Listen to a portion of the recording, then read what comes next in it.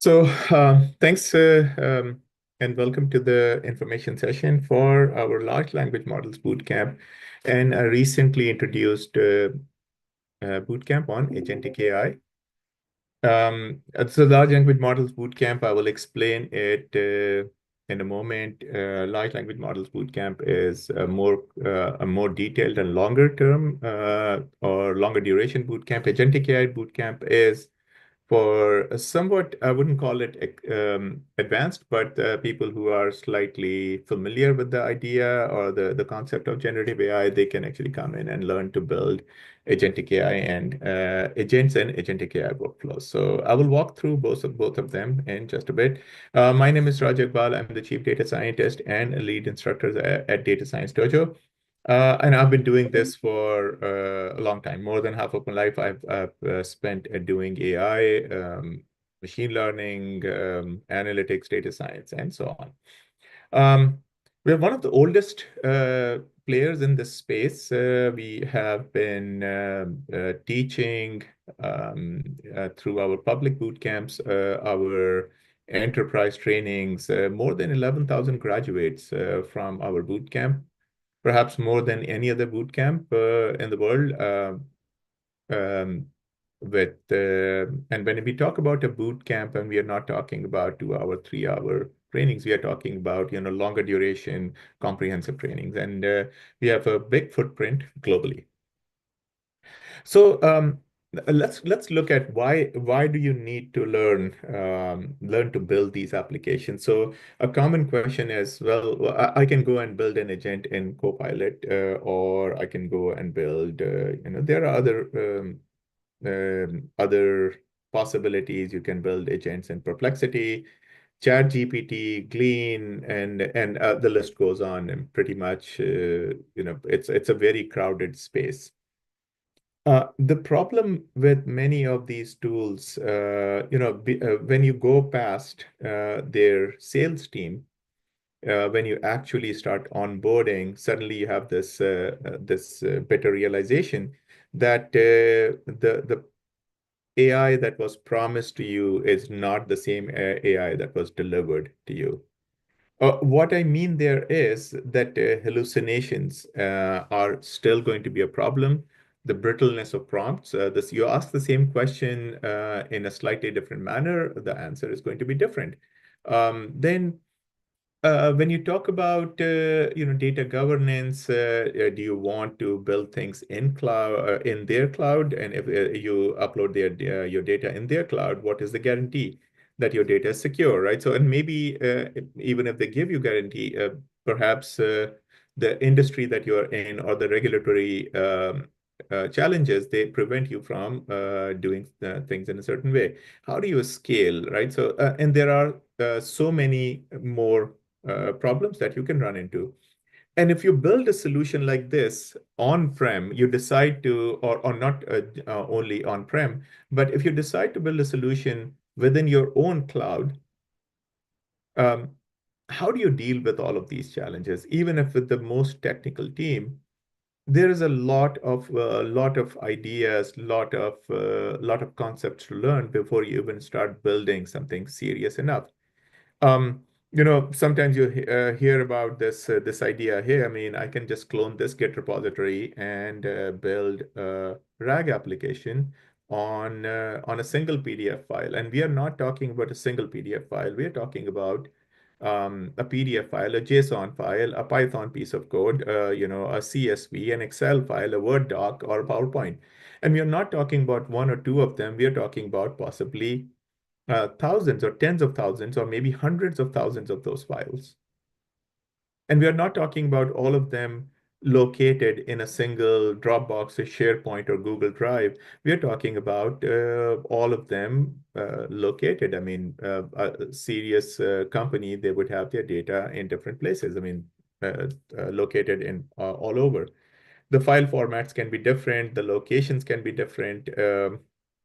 The permissions could be different. And also, you sometimes don't rely on these static files. Sometimes you're relying on APIs for your data. There are so many variations of all of this data ingestion. and what kind of models you can use, what kind of prompts you can use. All of that actually makes building large language model applications quite challenging.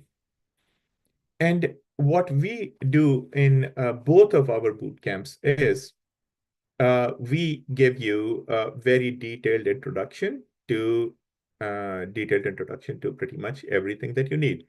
In our large language models bootcamp, we take a more approach that starts from the basics.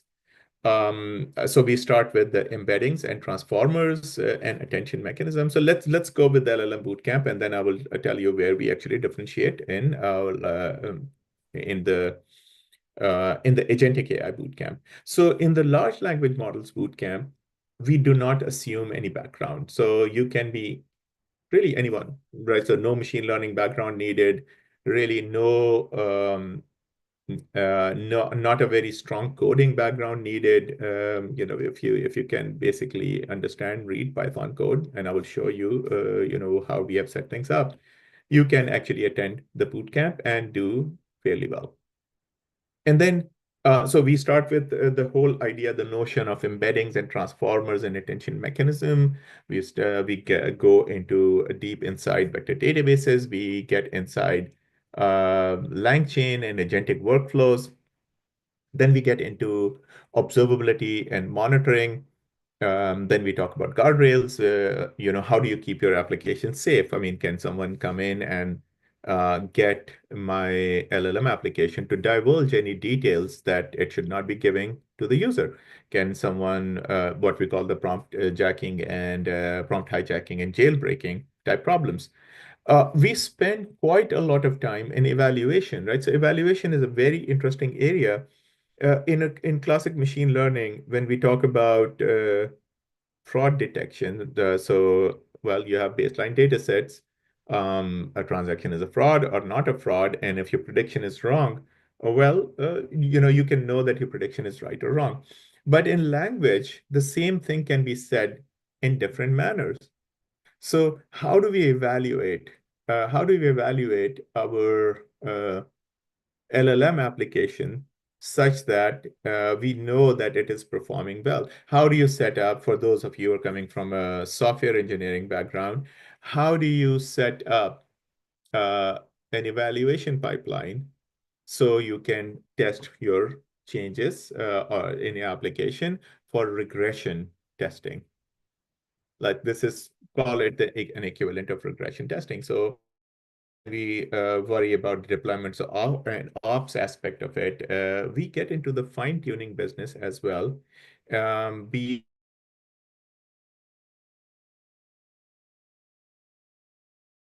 We talk about all and some of the product management challenges and technical debt.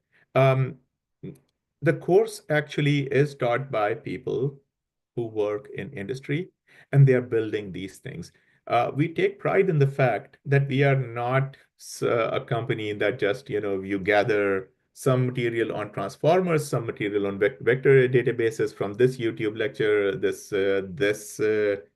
paper.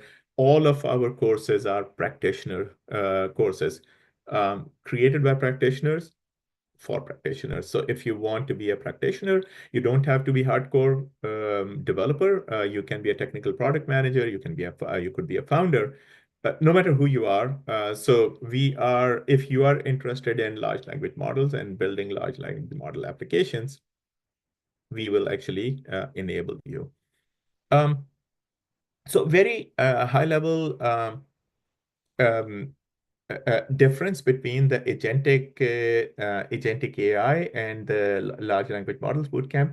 The LLM bootcamp, it is both in class and instructor led. Some people attend it in our Seattle location in our at Data Science Dojo. Some people decide, hey, we cannot take the entire week off. It's a 5 day 40-hour boot camp. So they decide that no, we cannot actually take an entire week off. I mean, we have people who have attended as far as from Australia, Europe, UK, Spain, Italy, South America. So we have people who attend it remotely from all over.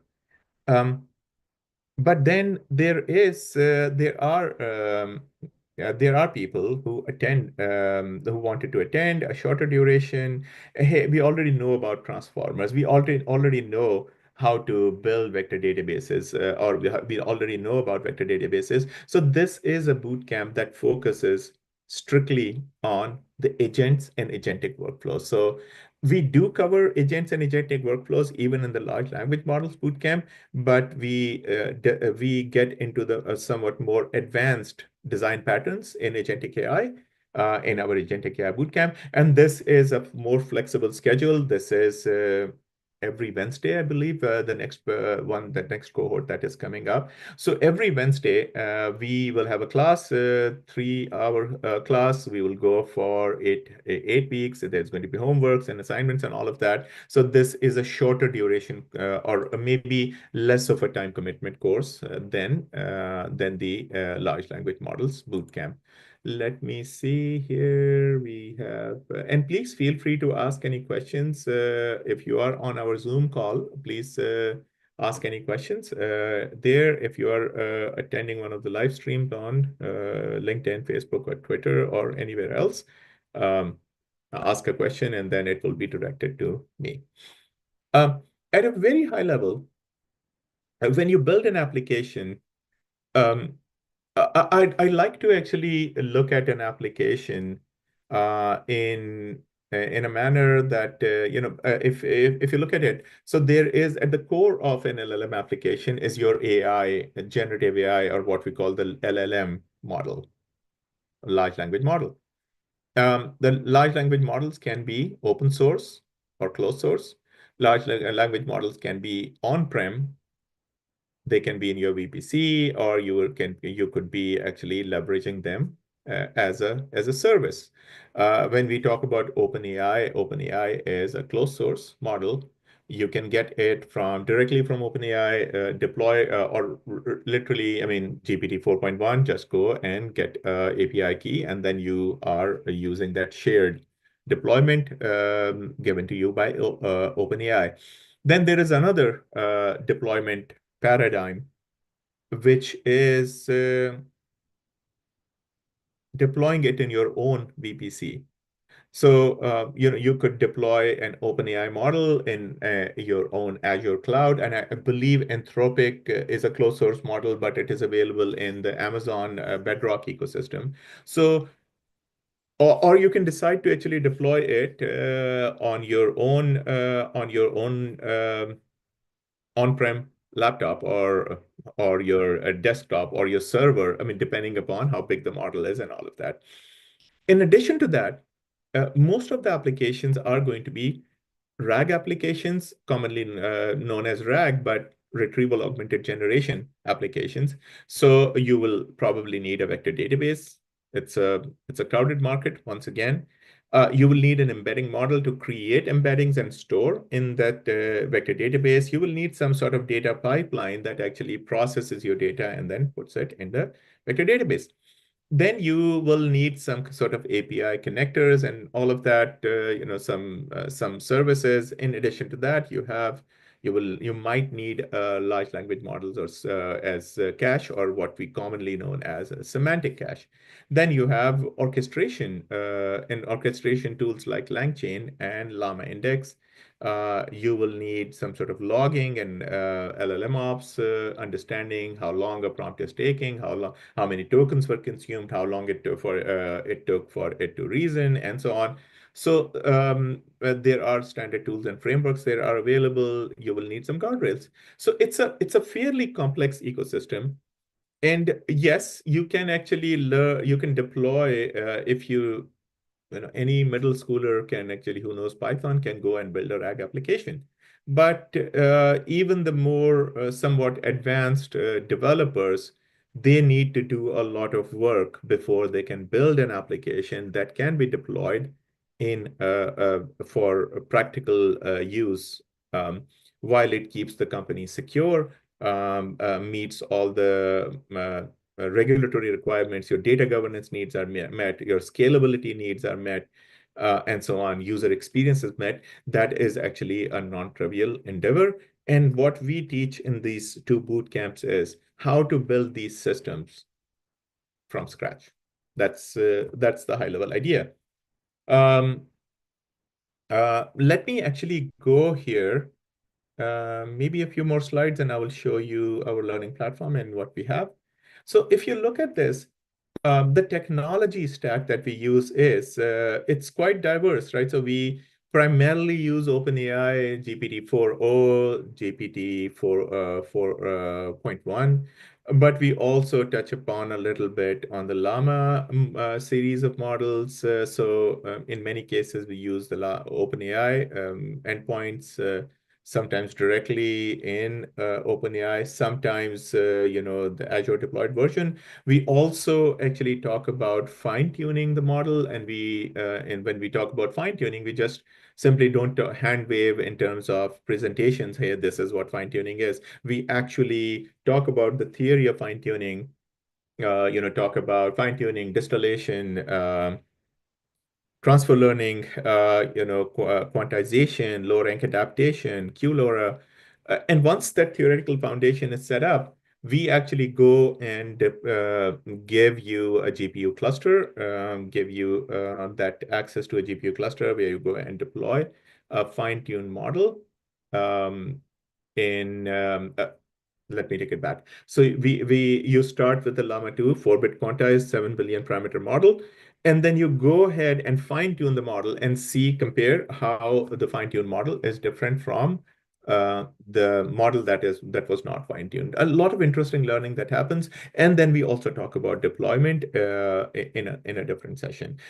We talk in detail about VV, the vector databases, and VV8 is our partner in that. And I will show you maybe one of these examples. So you can see a lot of learning, lot of tools.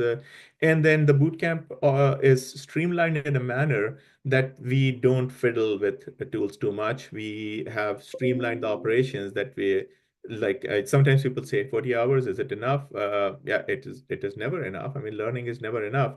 But the 40 hours that we have, uh, that is going to be actually, we will have a lot of learning in those 40 hours because we do not waste time in, figuring things out and deploying this thing here and, debugging this thing there. We actually have things set up already. So if you look at this, once you register, you will be given access to this learning platform. You can see that all the content is nicely, neatly organized.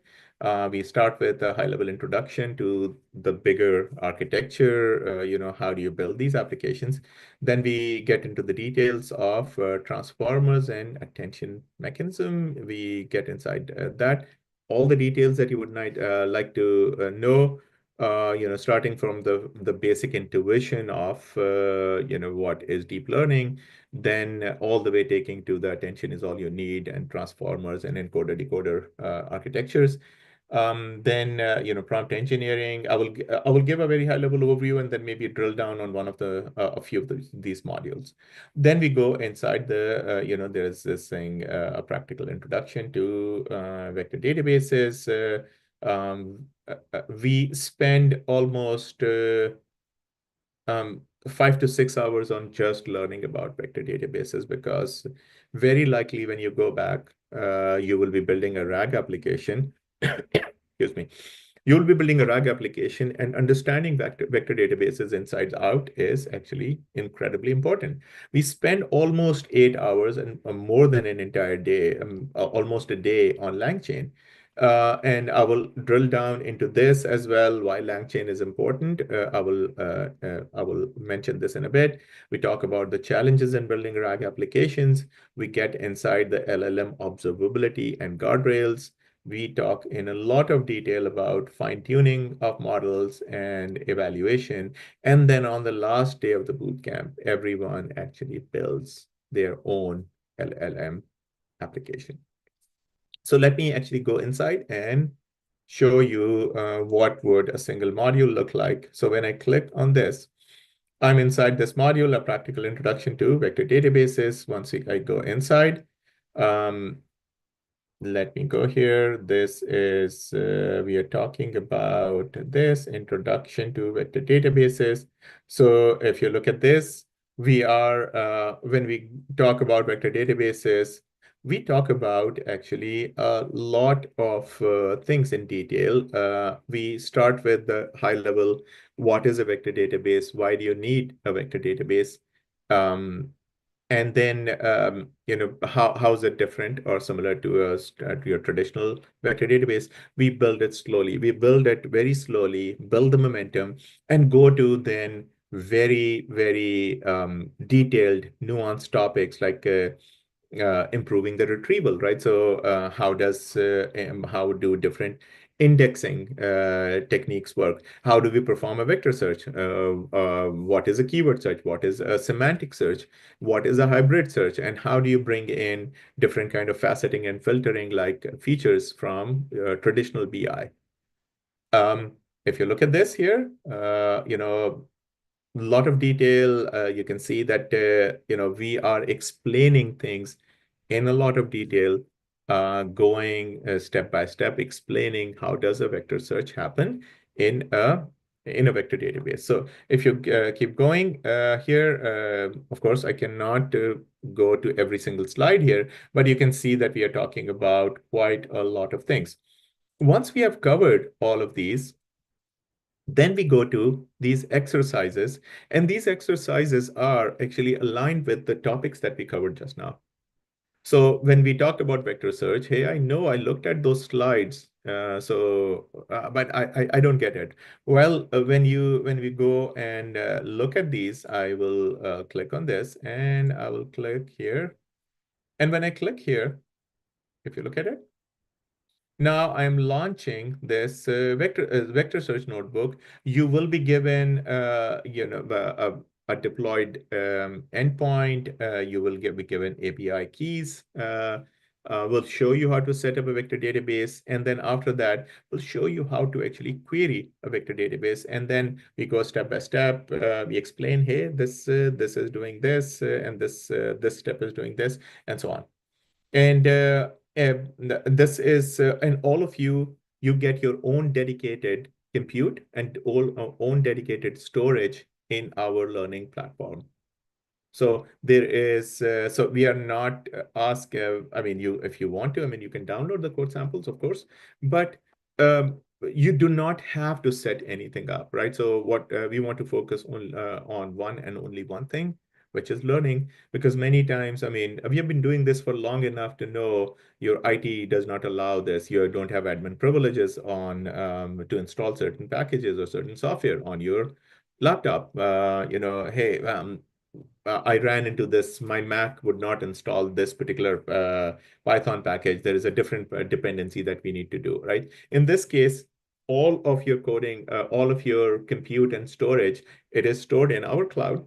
All you have to do is just come, run, run, run. If you want to create a new code sample, if you want to practice, you can launch a new notebook, just do whatever you need to. And this is included in for 1 year in your subscription, right? So if when you sign up for the bootcamp, you get 1 year access to all of these compute resources. You can anytime come back and play around and use it in the sandbox. Um, there is a question. What if I would like to check in my project's work under my GitHub account instead? We wouldn't stop you from Arif, this is a question from you. You can check it in anywhere you like, right? I mean, it doesn't matter really. And actually, as a matter of fact, the final project that we show you, we ask you to push it into your GitHub because eventually we push it into Streamlit, and then the process actually becomes quite streamlined. So it is completely fine if you use everything uh, and push everything in your own GitHub.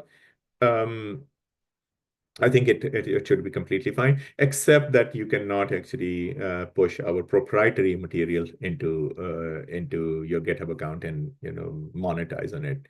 So other than that, I mean, we are cool with it. I mean, we enjoy learning, we enjoy teaching.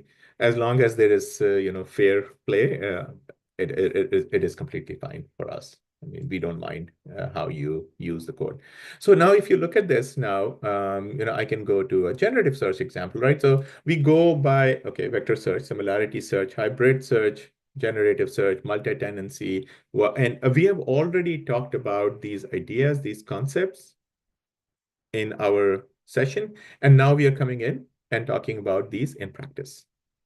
So we spend a lot of time actually explaining all of these ideas. If you look at this now, what is generative search? Well, generative search is, think of this as a poor person's RAG. I mean, this is the most basic RAG application that you can build. In this case, what we show is how can you actually uh, create a vector database. How can you create a vector database? How can you, after creating the vector database, how can you push some data into that vector database or create a collection? How do you configure a specific model? In this case, you can see that we are configuring an OpenAI embedding model. But what if you want to configure a Cohere model and all of that? So we'll talk about all of those details.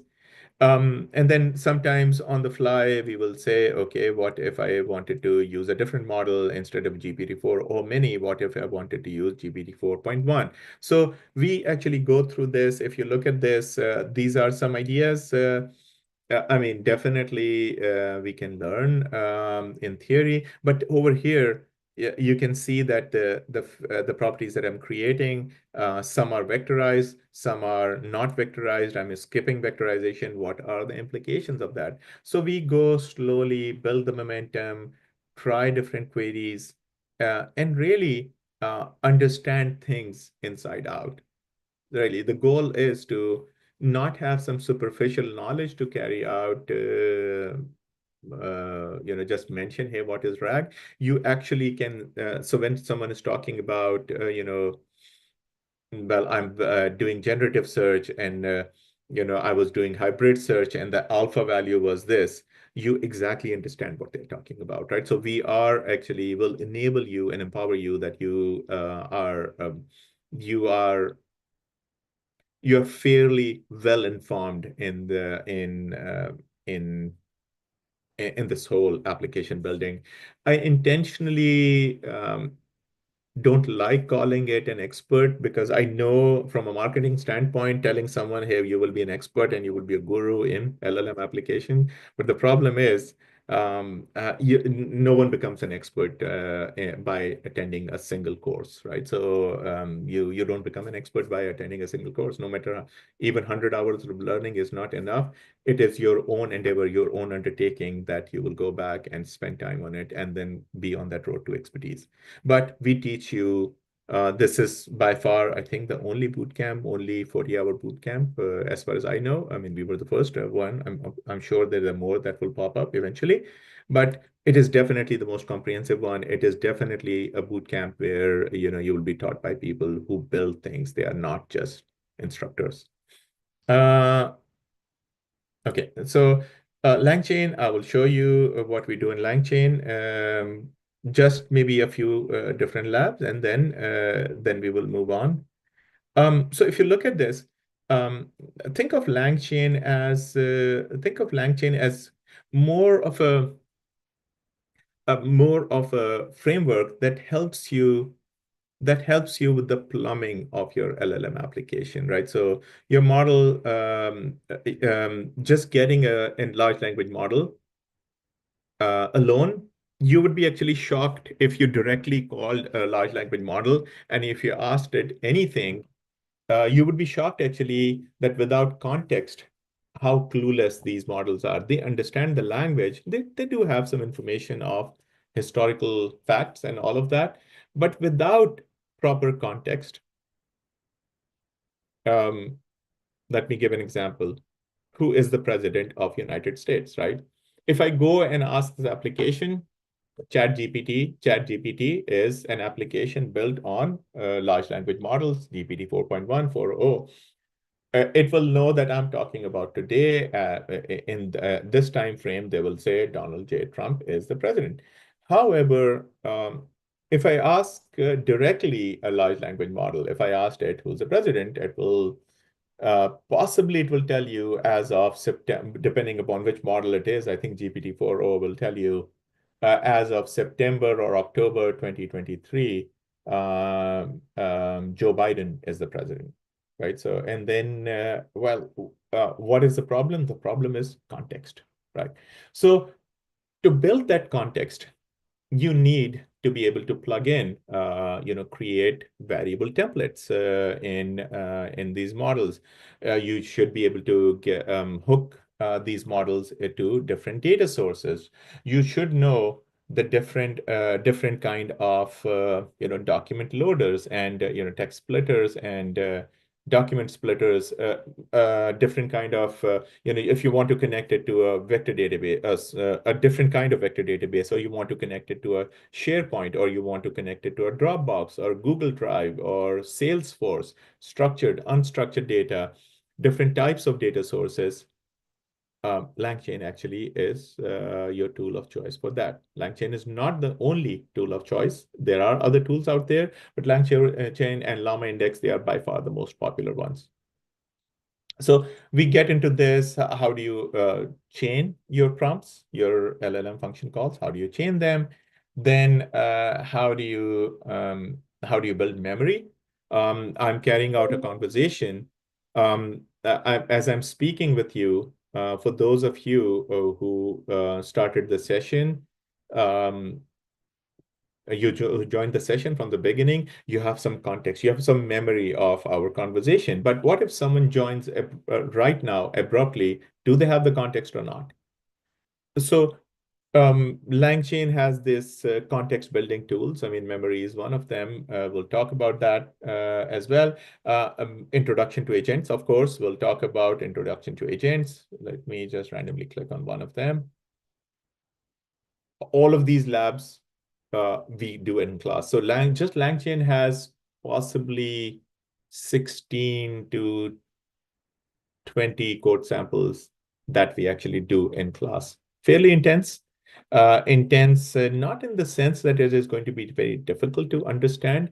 Intense in the sense that it is a lot of material, but we spend time, we make sure that all the questions are answered.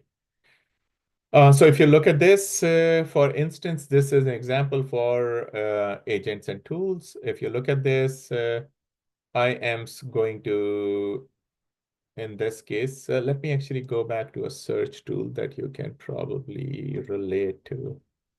So if you look at this, this is another example. So in this case, I'm setting up I'm setting up a web search tool here. So basically, when I ask a question, it will, if needed, it will go and search search the web and then bring me back the answer and interpret the answer in the context of the web search. And there are many cases, right? So if you look at this, who's the current prime minister, or who's the president of the United States, and all of that. So those kind of things which are related to present, we'll talk about those. Then we'll talk about multi-agent collaboration. We'll talk about RAG agents with LangGraph. Let me show you this. LangGraph is this kind of,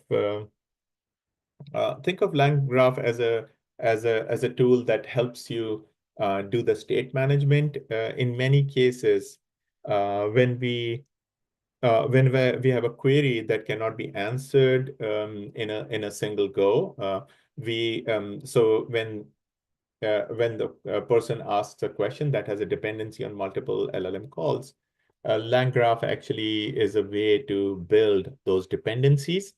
First, I will do this, then I will go and do this, and then I will go and do this. And that kind of dependency graph, we actually talk about this in a lot of detail. So we get into the details of this. You look at this. We start with a function call, go, and there's tool node, query rewriting node, and all of that, and the generation node. So a lot of detail. Of course, I cannot cover all of that in this limited time that we have. Very, very detailed introduction to LangChain and LangGraph. Then we talk about challenges in building RAG applications. It may look like that building a RAG application may be fairly straightforward, but when you start building those applications, scalability, security, privacy, prompt brittleness, all of those, they become actually a lot of challenges. Um, we spend quite a bit of time on LLM observability and setting up the right guardrails. Fine-tuning, I think I mentioned earlier, we go into a lot of details. Evaluation, let me actually go and I wish we had the time to actually get into all of those sessions. So I will just randomly click on a few of them and then to give you an idea. So when we talk about evaluation, let me just bring this up. So if you look at this, we are talking about evaluation. So we set the tone by actually breaking it down. You have some tasks, you have some data sets, you have some metrics, right? So we talk about all of them. We bring in all of them. Set the context, and we talk about what kind of tasks are possible. We talk about what kind of data sets are available for each kind of task. And then we go on to actually learn how do you actually evaluate different techniques, all the way leading to evaluation of your RAG pipeline. Similarly, once we are done, in every session that we do, we have every session that we complete, we have end of session exercises, in this case, evaluation using Ragus. And then when I go here, and I go here and talk about evaluation using Ragus. So if you look at this, we set up a RAG pipeline, and then we set up our RAG chain. What are the questions and the ground truth? How do you actually evaluate the model performance? There are actually key metrics that we talk about, faithfulness, relevancy, context recall, and so on. And by this time, you already understand what you already understand from the slide deck, and now you're looking at the outcome of this. Finally, on the last day of the bootcamp, we actually build a very uh, build an end-to-end LLM application. We build that application. We give you some exercises. Hey, why don't you add this chain in this? Why don't you add a search agent? How can you add memory to your application? So we have these application. We give you boilerplate code where you can start boilerplate the boilerplate uh, web application. So because not everyone is a web developer, and we give you a VM, all the code installed in the VM. So you connect it to your own GitHub repository. We show you how to deploy it. So the goal is to actually enable you, inspire you, empower you, and then after that, beyond that, you should be able to actually deploy things on your at least you can get started, depending upon one thing that we have never done at Data Science Dojo is we don't make, we are not in the business of selling snake oil here, right? So, sometimes, pretty much most businesses, hey, become a data scientist. Hey, I don't even know you. I mean, so who you are. I mean, so maybe you don't even know how to code Python. So we are not in the business of, as I call it, I mean, selling snake oil. And we are not in the business of, this metamorphosis of someone magically transforming into a data scientist or a rock star LLM applications engineer.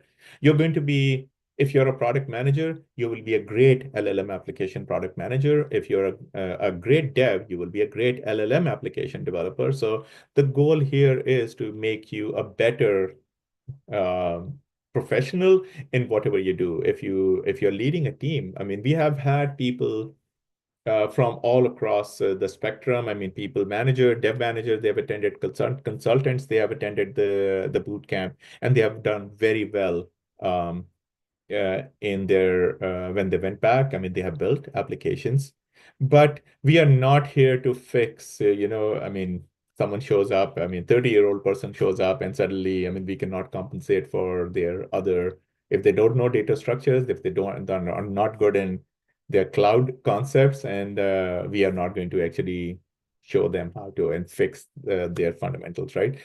But definitely the fundamentals of generative AI, fundamentals of vector databases, fine tuning, LangChain, etc., they will be solid. But of course, that has to be taken in context, right? So that's my take as an honest educator, right? So we are educators first before anything else. Uh, Let me see here. What else do we have? For the LLM bootcamp, the prerequisites are, I mean, as long as you have working knowledge of Python, if you can read Python code, most people, they get by. But for the agentic AI bootcamp, we expect you actually are a reasonable coder. I mean, not a rock star coder. And then for the agentic AI bootcamp, we also expect that you understand some of the fundamentals of transformers and, basic, what is an embedding, why do you need an embedding? Because in that, in the agentic AI bootcamp, we focus on more on the agentic side of it, and more how do you accomplish certain things using the LLMs? LLM Bootcamp is more foundational. Yes, it does cover some of the agentic behaviors, but Agentic AI Bootcamp is a more, I mean, I don't want to mislead by calling it too advanced. I think anyone who knows a bit of coding and understands how LLMs work can actually get by. We do give remedial material for both of them. If someone wants to undertake the Agentic AI Bootcamp straight away, I mean, come talk to us. I mean, we can actually recommend. And we take these, our calls. I mean, we don't call them our sales call. We call them advisor calls, right? So, I mean, just come in, we'll coach you, guide you what you should do. But the benefit in Agentic AI Bootcamp is that you can attend it on your own schedule. You don't have to travel. It is purely uh, online, still live, instructor-led. I mean, just like the Zoom call. We will be here, interacting, the same experience, but it is spread over 8 weeks um, as opposed to us, our LLM bootcamp, which is only focused on in a single week. And people are different. Hey, I want to be in and out in 1 week. I don't think I can maintain focus for 8 weeks. So I like in-person interaction. I want to be on site. It really is your judgment call. We are offering both. I think I have gone through these slides already.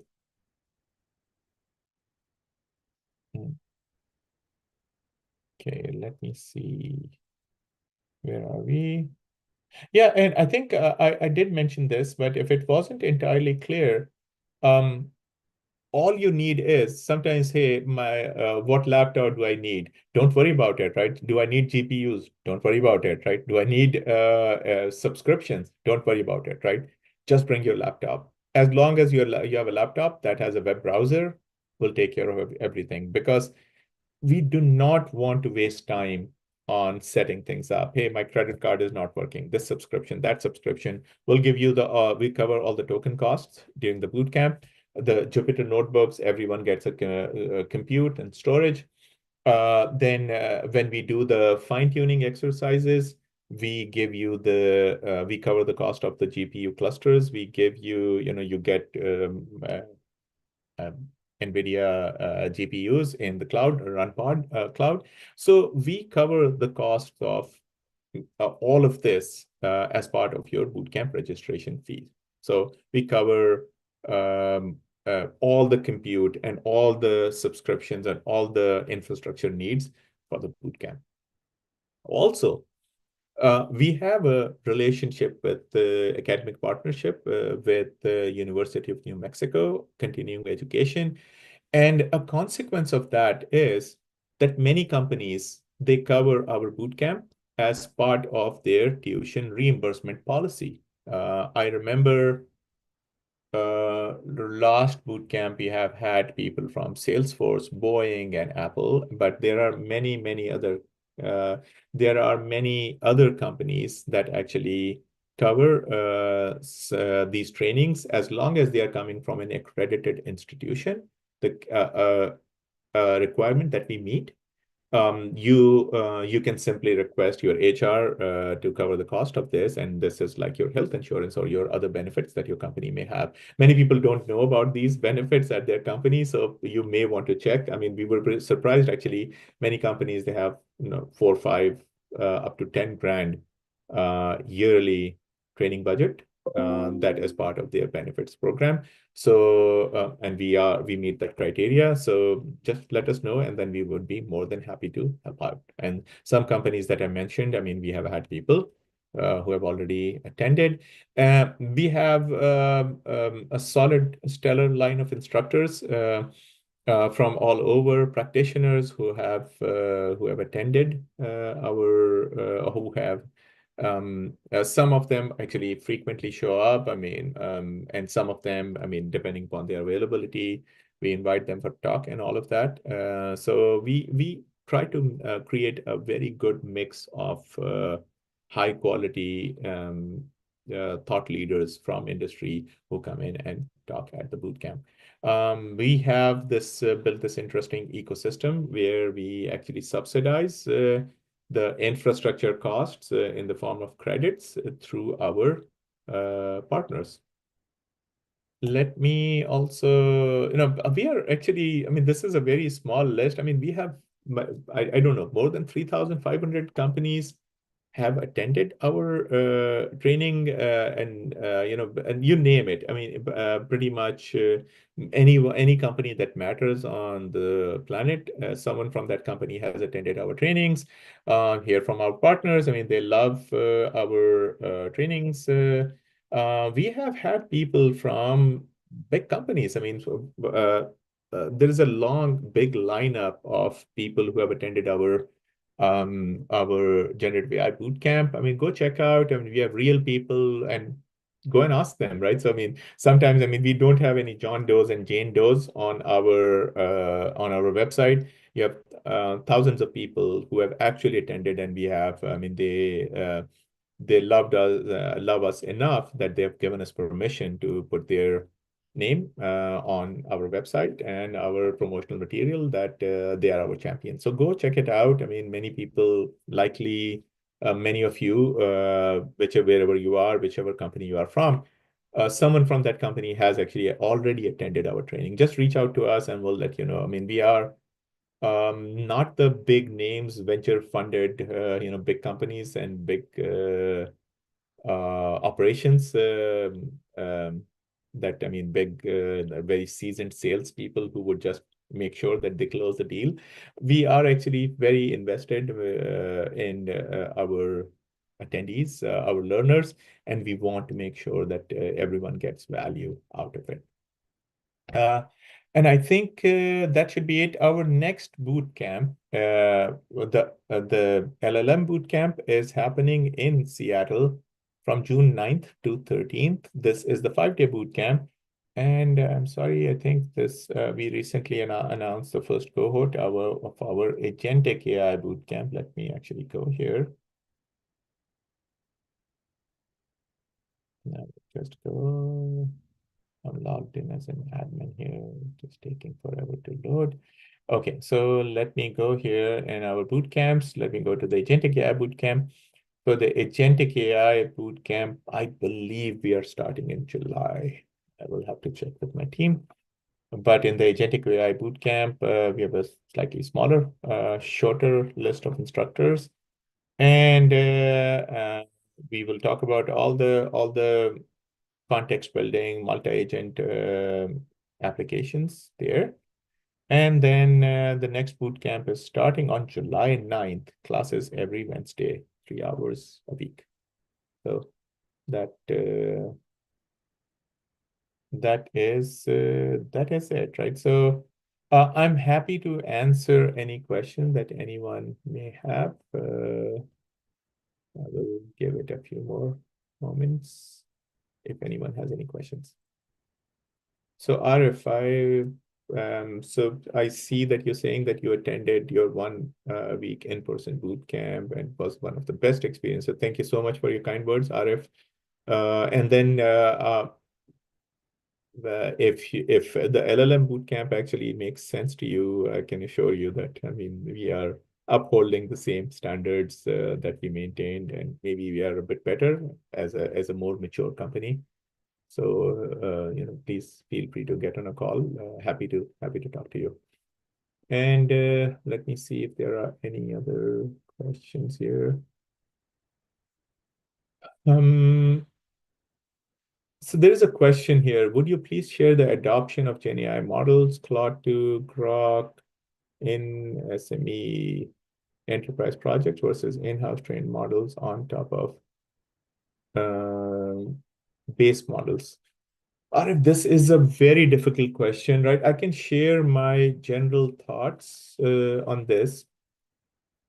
So when you talk about this, right? So the decision to use which model to use, a lot of it is driven by primarily it is driven um, by the fact whether you're okay with sharing your data with a third-party service or not. Like some companies, they would not be comfortable sharing their data with a third-party, SaaS application.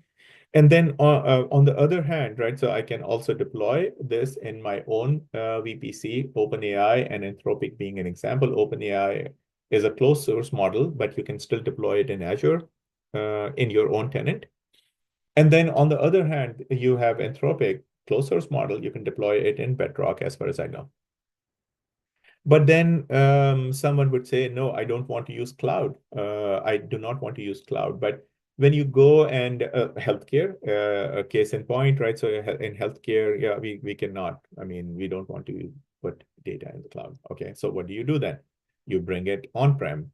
Well, for on-prem, if I decide to deploy a Llama 3.1 model, 400, 500 billion parameters, um, the hardware requirement is going to be $250,000 to $300,000 just to serve that model, and then to be able to scale and all of that. So I think there are a lot of variables, lot of factors that.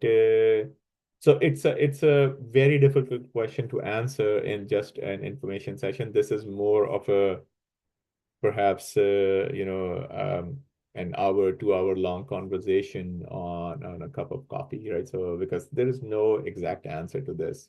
I can go to a small language model, but what if my application needs a more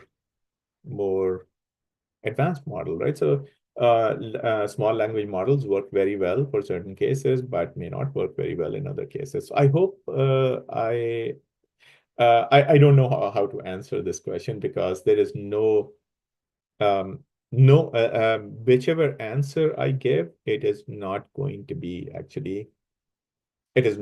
complete. So I can give you the pros and cons of all deployment models.